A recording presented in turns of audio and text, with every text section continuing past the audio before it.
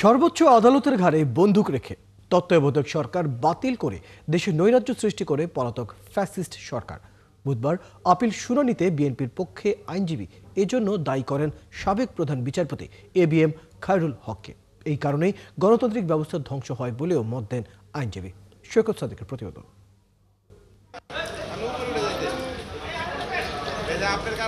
নির্দলীয় তত্ত্বাবধায়ক সরকার ব্যবস্থা ফেরাতে করা আপিলের উপর পঞ্চম দিনের শুনানিতে বিএনপির পক্ষে অংশ নেন সিনিয়র আইনজীবী জয়নুল আবেদিন। তত্ত্বাবধায়ক সরকার ব্যবস্থার সার্বিক ইতিহাস তুলে ধরেন তিনি। 14 বছর আগে এটি বাতিল করার জন্য সাবেক প্রধান বিচারপতি এবিএম খায়রুল হকের সমালোচনা করেন এই আইনজীবী।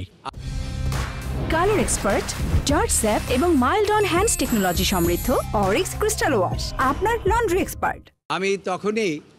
আমি এর উপরে মত দিয়েছিলাম যে ভবিষ্যতে এই দেশে মারামারি হবে, কাটাকাটি হবে, হানাহানি হবে, কারণ হবে এই জাজমেন্ট।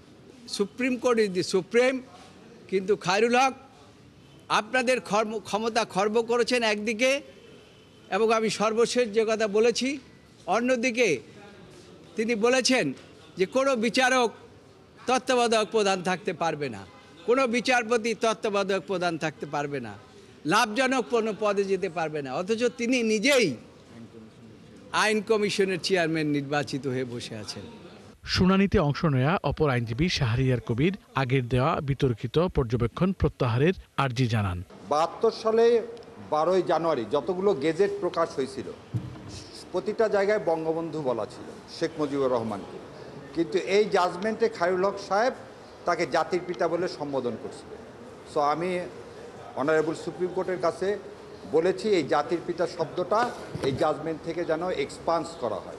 ওভারঅল এই তত্ত্বাবধায়ক ব্যবস্থা পুনর্বহাল চাওয়া হয়েছে যাতে এটা নেক্সট ইলেকশন থেকে এটা বলবৎ হয়, এবং সেটা এই বাই দিস টাইম যদি আমরা বলছি যে এই যে কেয়ারটেকার গভর্নমেন্টের যে আপিলটা অ্যালাউ হয়েছিল এই আপিলটা খারিজ করতে হবে। প্রধান বিচারপতি রেফাত আহমেদের নেতৃত্বাধীন পূর্ণাঙ্গ আপিল বেঞ্চে পরবর্তী শুনানি হবে 2 নভেম্বর।